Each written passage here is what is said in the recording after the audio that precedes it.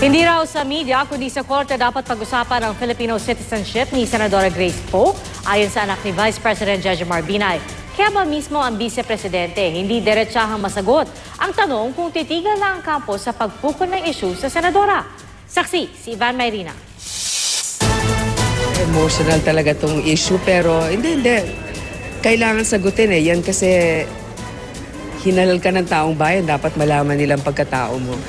Kasunod ng pagkwestiyon ng mga opisyal ng una sa Filipino citizenship ni Senadora Grace Poe na requirement pa naman sa pagtakbo sa pagkapangulo, sunod-sunod ang mga nagtanggol kay Poe.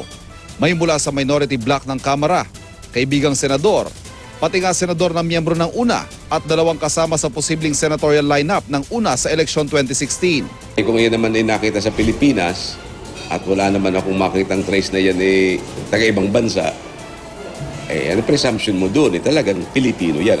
To the rescue rin ang ilang taga-Liberal Party na nanunuyo kay Poe na maging vice presidential candidate. Si Interior Secretary Mar Rojas sa presumptive candidate o sinasabing magiging Liberal Party standard bearer, inihambing pang sarili kay Poe. Nararanasan ko rin yan, pagbabato ng kung anong mga putik na wala namang kabuluhan, walang saysay at walang katotohanan. No?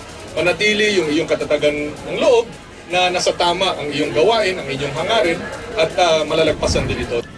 Pero maging si Binay, ang sabi niya, tulad din daw ni Poe. Ako, inampun din ako ng tiyo ko buti pa nga si Maring Grace. Yung pagkakaampun niya, ang ganda ng buhay niya.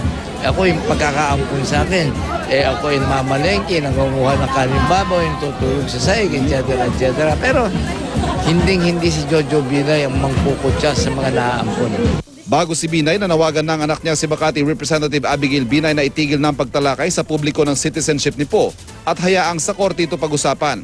Wala ni minsan sa mga hangarin ng pangalawang Pangulo na makipagsagutan kahit kanino. Lalo na sa mga usapin na tumutukoy sa mga personal na pangyayari sa buhay ni Senador Poe.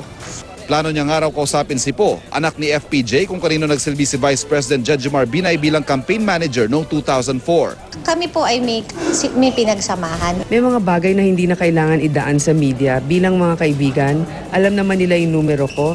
Hindi ko naman sila itatakwil. Pwede naman nila akong kausapin ukol dito.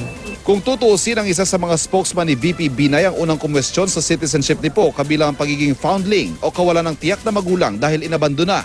Interim President naman ng una ang umungkat kung may sapat bang taon sa Pilipinas si Poe para tumakbong Pangulo sa 2016, bagay na tiniyak na ni Poe na meron. Sa gitna niya at kasunod ng panawagan ng anak niya, tinanong ko ang Vice Presidente. Are you now telling your spokespersons na tama na? Pinipigilan niyo na rin po ba sila? Or since it's out in the open already, let it flow? Anong stance nyo dito, Vice? Andiyan na yan. Tingnan na lang natin. At hindi lang yan ang hindi niya siguradong ititigil na ng kanilang kampo.